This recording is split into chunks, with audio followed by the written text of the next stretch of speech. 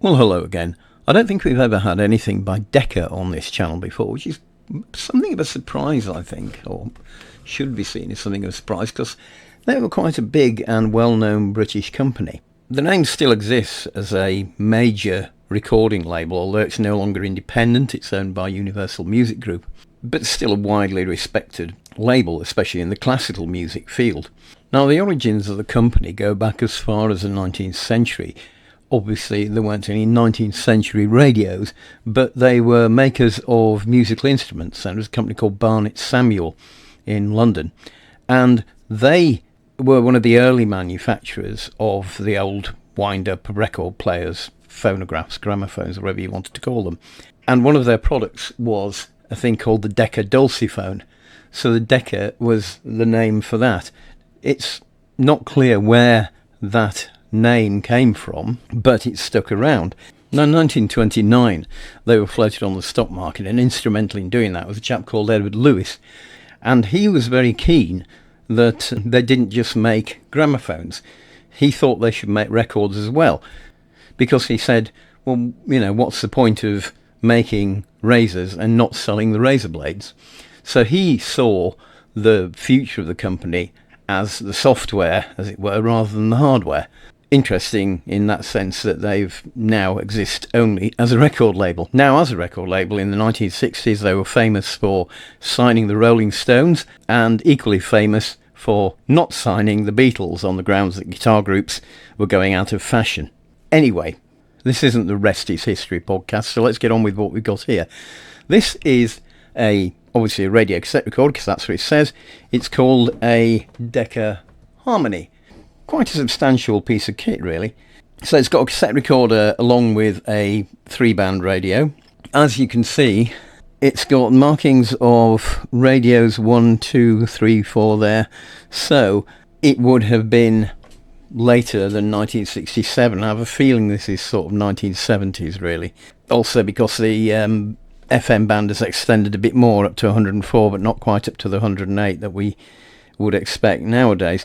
You can see it's also been through the BBC wavelength change of 1978 with those hideous stickers that the BBC handed out that have defaced many radios and are almost impossible to remove. In terms of its facilities, as I said, it's a normal sort of radio. You've got volume control here.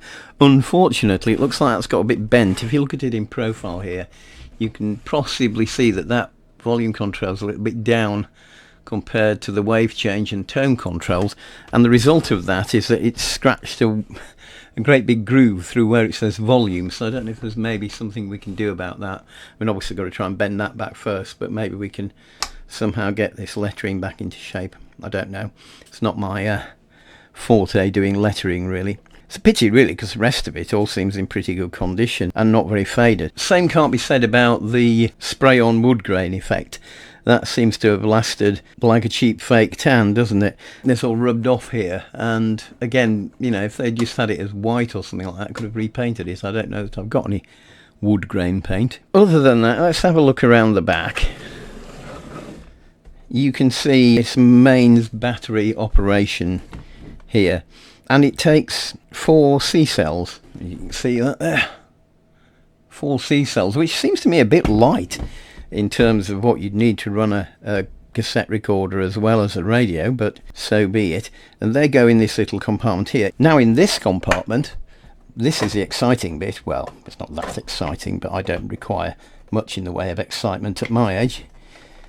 Mostly getting the door open is enough for me. But look in here, there's a little microphone, and there we go. It's got a little on and off switch. Now, the on and off switch isn't for the microphone as such.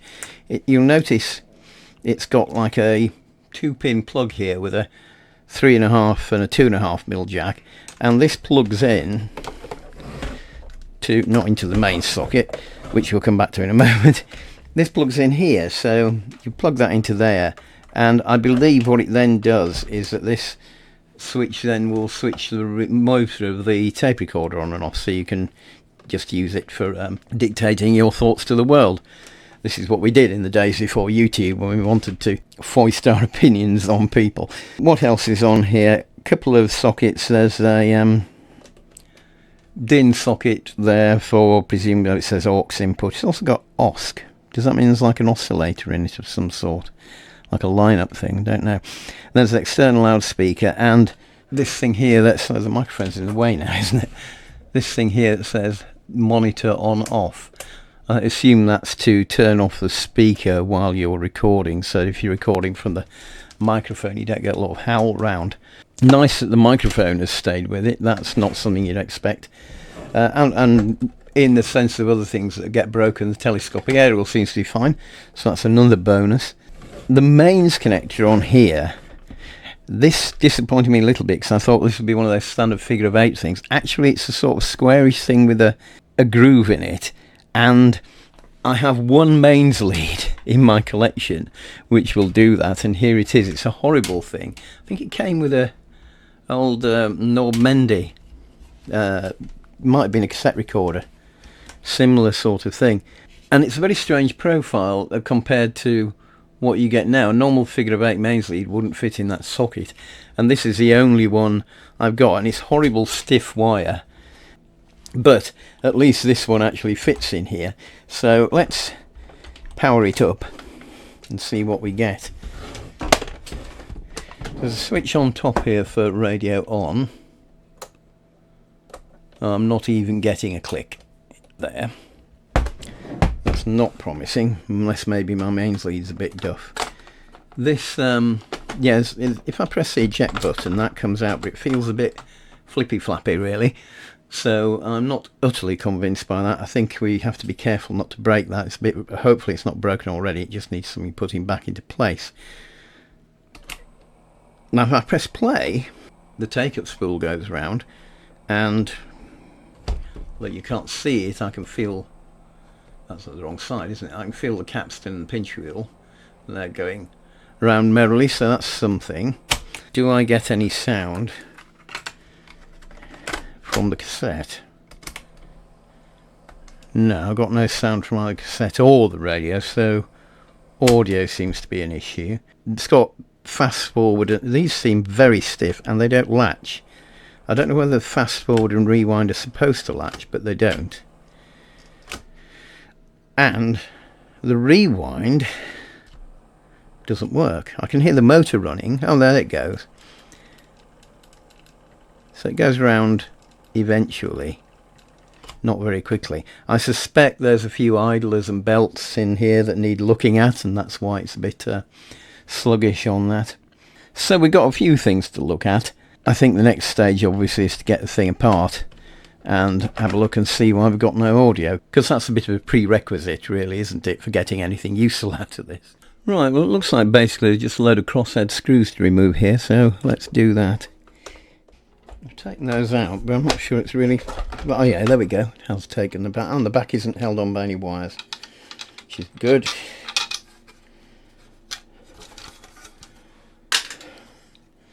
Get that last little screw out. Right, so Japanese made radios, I think it says on the case, and yeah, as I've noted before, well, in fact it says Japan on the speaker as well. Ah! That might explain why there's no audio. So, oh, that connection to the speaker is sort of broken in half. Don't know if you can quite see that. It's getting a little bit closer. See, there's a sort of a terminal there, and it's come apart. Now, do we solder that terminal back together, or do we solder directly onto where the voice coil wire is? I think we'll address that first, because then we'll get some sound back, hopefully.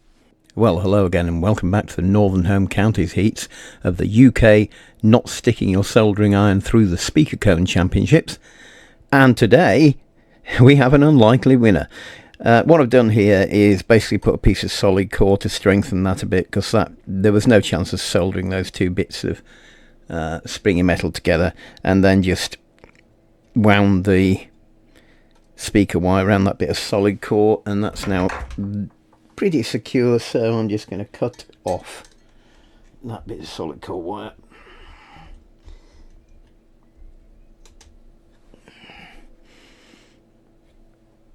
and that's probably as good as we'll get it. I did check to see whether the other one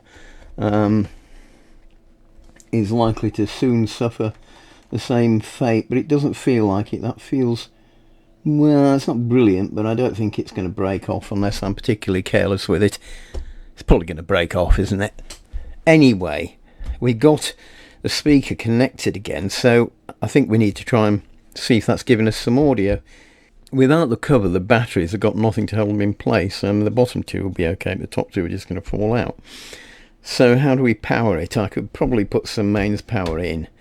I'm a bit nervous about that, as I said, because it's not clear which is live and which is neutral, but they're all pretty well insulated. I think that is a mains transformer under this metal bit here, so if I keep my fingers clear of that, and if I stand the thing up anyway, we can see whether or not we now have audio. Right, the world's dodgiest mains lead is in. Let's turn the volume down, turn that on. We got some sound. What are we on? We are on FM at the moment, so let's just get ourselves a bit of aerialage.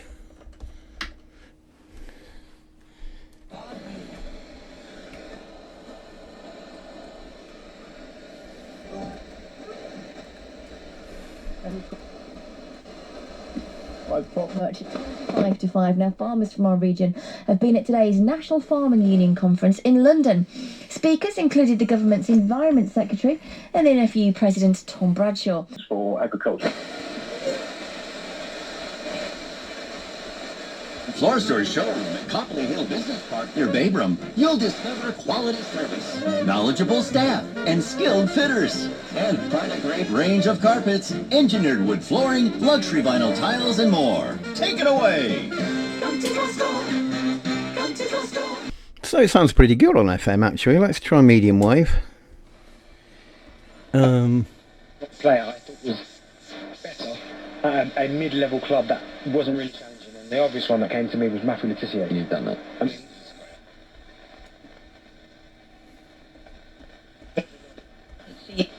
Epidemic proportions.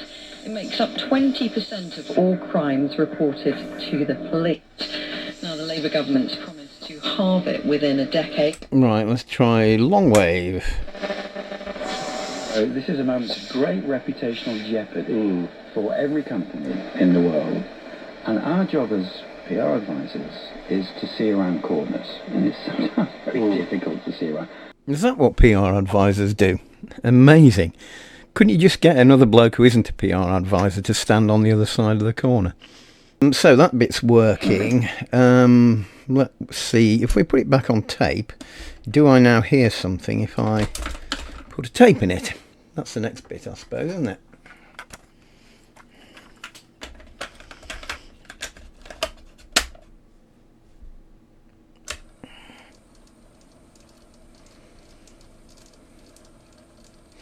So it winds forward, still doesn't latch.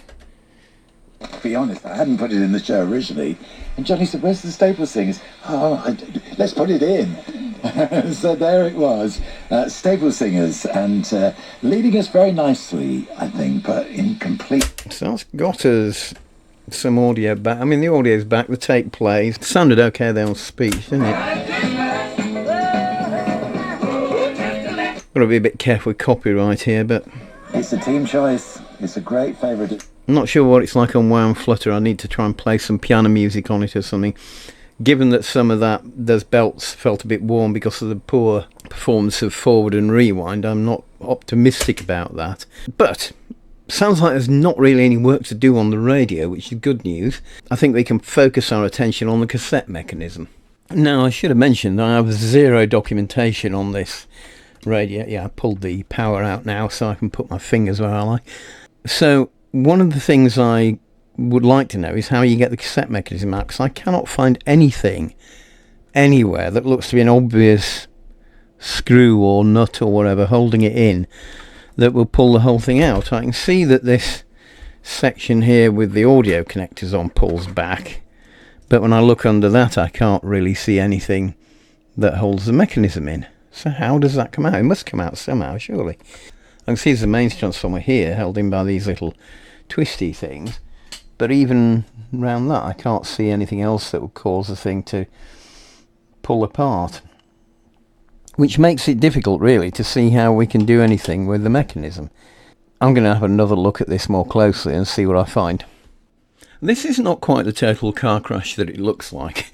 I have got the thing apart and it was a bit difficult to do. So essentially what you have to do is take all those, let's get this the other way around, which because of things I've done which I'll explain in a minute is more difficult. So there's all these circuit boards. There's a circuit board here sitting on top of the mechanism. As I said, there's the mains transformer and the little power supply board, which you can just about see there, and there's the panel for the DIN sockets and things over here. And having unscrewed this bit and taken the on and off switch out of the top panel, then you can get the mechanism out, but you have to undo a load of screws. Now, which screws to undo is a bit of a tricky one. Obviously you've got to make sure you don't undo screws like this one that are holding slidey bits in, because you undo those and the whole thing pings apart in a massive explosion of springs and washers and stuff that you'll never get back together.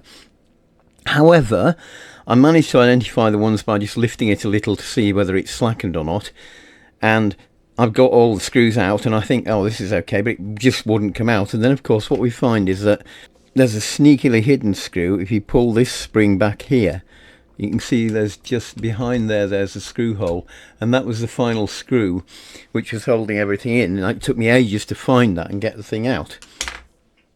So the motor here is made by Sankyo, not to be confused with Sanyo, which is a completely different company. And I'm therefore going to make the assumption that the mechanism was made by Sankyo as well. They made a lot of cassette mechanisms in the 70s and 80s, and in fact they were actually quite a decent manufacturer. Sankyo made transports for Nakamichis, which at the time were regarded as the gold standard of hi-fi cassette decks. Now obviously this is a bit low rent compared to what you would have found in a Nakamichi, but it generally doesn't look too bad construction. Now the tyres on these idler wheels here don't look too bad, and they don't feel too bad either. They don't feel totally dried out and solid. They've got some give in them, and I don't think they've been cut back down to, it's not like they've been worn right down to nothing. So I'm hoping I don't really have to replace any of these, because I don't have any available. You can get them if necessary, but I think they may be okay. However, this belt, that does feel a bit weak to me, and it seems to have a little bit of, if you turn it around from here, you can see it wobbles around a bit and it doesn't feel straight. So we'll replace that belt, and I'm hoping that that will get everything right. What I have to try and do though, and this is not going to be particularly easy, is to get this in an operational position where I can put power on it. And obviously I'm not going to put mains power on it when it's in this state, but even putting power from the bench supply on it is going to be difficult, because you can see all these things here are likely to short out, and the wires are really tight. All the wiring is very tight, and it's very difficult to get this thing into any position where you can have it running while the mechanism is pulled out like this. And I need to do that to see whether or not any changes I make are working. I did notice a very short wire here that's holding the power supply board onto here, and that little wire goes to this switch here. Now this switch is operated every time you press something like play, this lever switch, and that turns the motor on and off. And there's another black wire which goes all the way to this socket here, and I thought, well, why is that routed there? And then of course I remembered, as I said, that there's an extra socket on the microphone which allows you to turn the motor on and off when you're recording. So obviously the motor power has to be routed through this, and that's quite long enough. But everything else, I've just got to find a way to probably extend a few wires and get it so that I can have it running and work on it. And that's the next challenge really. The other thing I've noticed is it is correct that the fast forward and rewind buttons don't latch into place. I can't quite yet work out why that one is so heavy. It doesn't seem to me that it should be, but it is. But they're not supposed to latch, as you can see. If you look here on this thing, there's a latching thing for the play button, so when I press that down, that comes over there and holds that in. And similarly for the record button, Obviously I can't press the record button unless I press the thingy here, which is what the tab on the cassette would do to allow the record button to be pressed. And again, you can see that if I pressed, this is rather messy, you need 3 hands for this one really, but if I press record and play together, they will latch. And again, if I press stop, it will unlatch. But there isn't a pin or a latch on either the fast forward or the rewind button, so it is correct that you have to keep your finger on those to wind it forward or backwards, which is going to be very irritating, I think. Maybe they're expecting everybody had C30 cassettes in those days and you weren't going to have to rewind a C120 or something like that. Next stage, as I said, I think, is to spread the wiring out a bit so I can get it into a position where we can actually test it. Right, well, after a lot of faffing about, I've got this powered off the bench supply. I did change the belt, and as you can see, the belt that we took off is a bit bent. And this seems to have improved certain things about it, such as I can now do fast forward and rewind, although rewind is still a bit stiff to press. It does actually work. So it looks like the idlers were okay as far as that was concerned. It was just the belt that wasn't providing enough drive because it was all a bit slack Alice. The problem is that the wow flutter when you play back is absolutely dreadful. So let's listen to this for a while.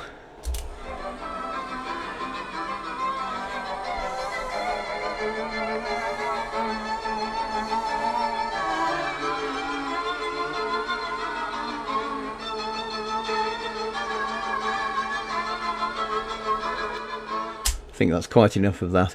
As you can hear, it's very wobbly on a piece of classical music there, and that's on a commercial cassette, so it's not the cassette's been recorded badly. I've eliminated any problems of that. The cassette is okay. If I play it on a decent cassette recorder, it sounds fine.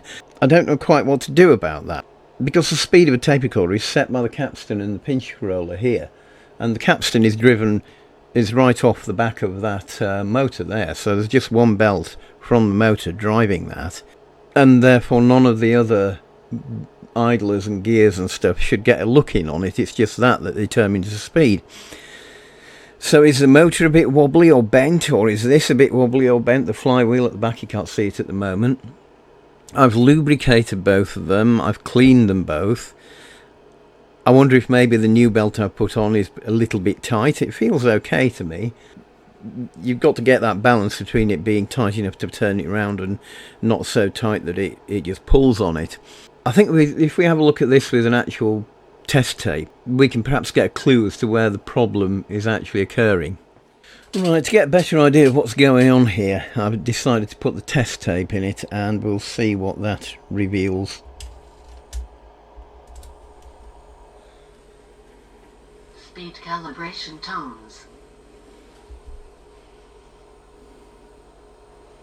3000 hertz. Right, I'm going to switch. Oh dear, that's painful. I'll switch the speaker off there, so we don't have to suffer that. But looking at that trace, you can see quite clearly that whereas it's around the right frequency, it's supposed to be 3 kilohertz, showing what, 2.98 or something like that. It's varying quite a lot, and you can actually see the variation as it going back and forth in the frequency there. At about half a second-ish, I guess, is the variation. So what we're looking for really is something that's going around once every half second. Now how do we find that? I'm not sure, because I don't have any measuring device that will tell me the speed of the capstan motor. So I'm going to have to do a bit of guesswork and tricky-dicky stuff here. So what I've done here is stuck a bit of Tipex on the belt. So if we now start this tape again. So here's our wobbly sine wave. And I think you can see pretty clearly it comes round, when that white bit comes round is about when it starts to wobble. So it is down to this belt drive of that capstan really that isn't even. Now the question then is it the motor, or is it something on the bearing of this flywheel here, or which isn't helped by having a wire in the way of it, fair enough, but I don't think that is a problem. Is it some other idler that's operating on it? I can't see anything else that's in contact with it then, apart from the one that you can No, you can't really quite see that. If I move the camera around a bit, you might be able to see the thing driving the little idler that's driving the take-up spool. So maybe that's it. It's certainly going to need a little bit more investigation, I think.